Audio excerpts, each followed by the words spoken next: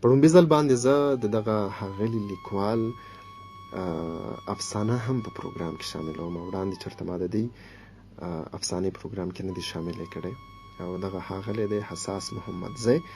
د کتاب نوم یې دی انګازې، د افسانو کتاب دی.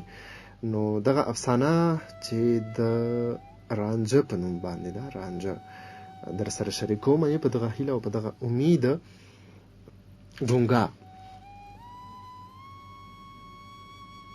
د ټول کلي لویو وړو او نارینو زنانو په خوله به داسې ورځ نه وي تېره شوې چې د ګونګا نوم به یې نه وي اخیستی،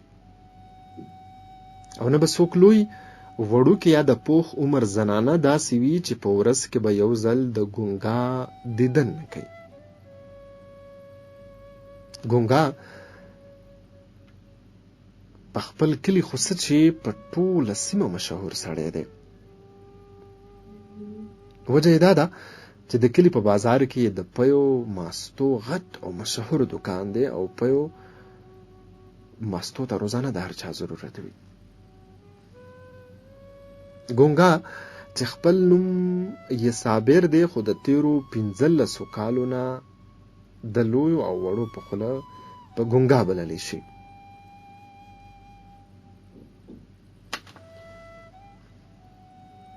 د ټول کور مشر دی.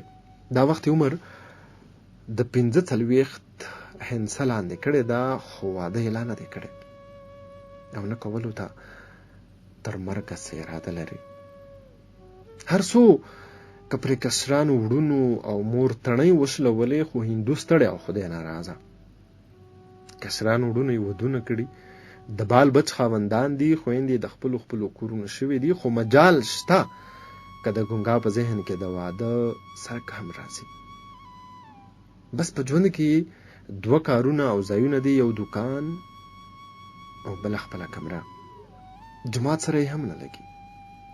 هر څوک یې د دکان نه په 10 ګامه کې جماعت دی او 15 وخته بانګونه ترې اوري، خو 15 کاله مخکې چې کوم قسم کړو په هغې تر ننه کلک ولاړ دی. د پیسو ګټلو خو مشین دی، خو د شپې خپله کمره کې په تنهایی کې کوم حالت وي د هغې نه الله خبر دی. ځکه چې د ګونګا په ډیرو معاملو کې د کور خلک هم دخل ضروري نه ګڼي.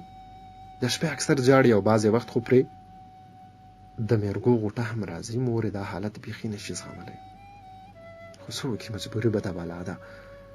د ګونګا په دې حالت ټول کلی مالت او خپل پردي خبر دي چې دا ولې او پسه، خو خلکو دغه حادثه او کیسه زړه کړې ده. بس ګونګا دی چې د دغه حادثې درز او کریکې لا مزغو کې تاویږي او له دې کبله پرې کله کله دوره هم راځي، بېهوشه هم شي. په خپل لاس باندې په بلیډ لیکلی نوم نازش بیا ښکلوي. که څوک د لاسې له ورځي نو هم ځان ته نږدې څوک نه پرېږدي. ګونګا د نازش غمونو او یادونو دومره بې حده کړی چې په ټوله دنیا کې چا سره تعلق هم نه لري او نه د چا د تعلق او همدردۍ ضرورت ګڼي. بس یوازې ژوند تېروي، ورځې شپې د مرګ په انتظار کې سبا کوي. خو مرګ هم لویه نیټه ورکړې ده او د ژوند تماشې ته یې ناست دی.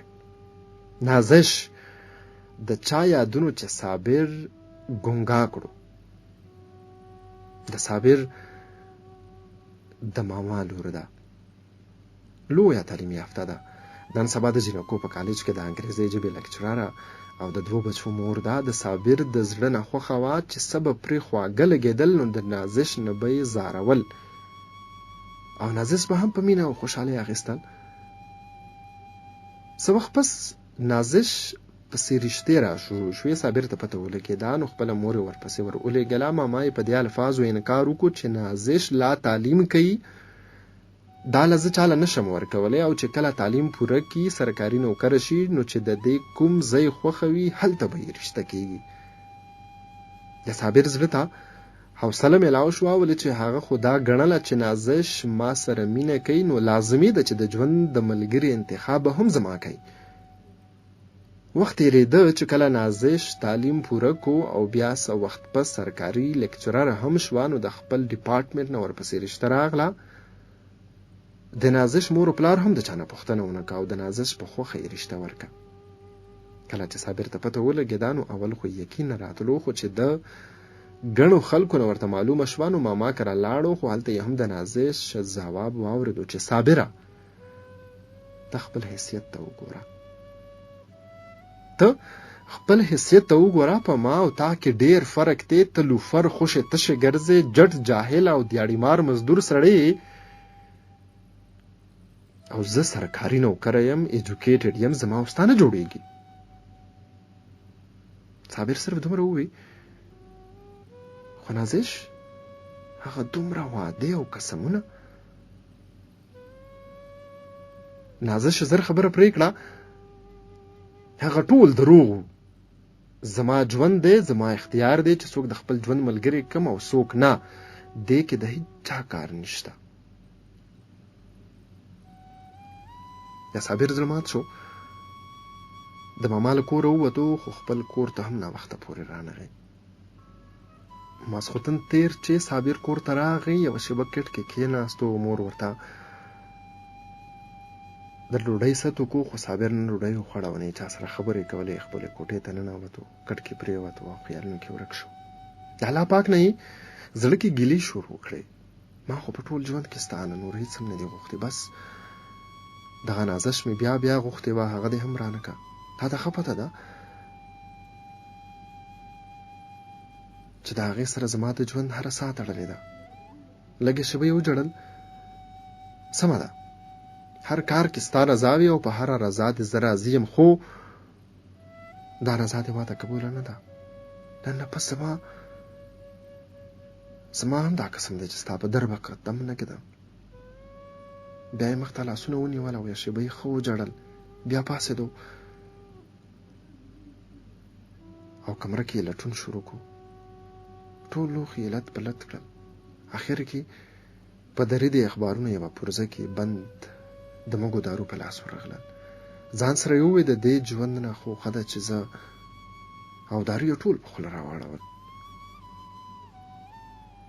لږه شېبه تېره نه وه چې ټوخي پرې ولګېدل. صابر خپله مرۍ په دواړه لاسه کلکه ونیوه، وړونو خویندو او مور ورله منډه کړه. د صابر مرۍ ورو ورو کېناسته، ټولو یو بل ته حیران کتل. د مورې د اخبار په پرانستې پرزه نظر شو، زر یې چغه کړه، وای غرقه شوم، یه زویه دا دې څه وکړل، تا خو رانجه وخوړه.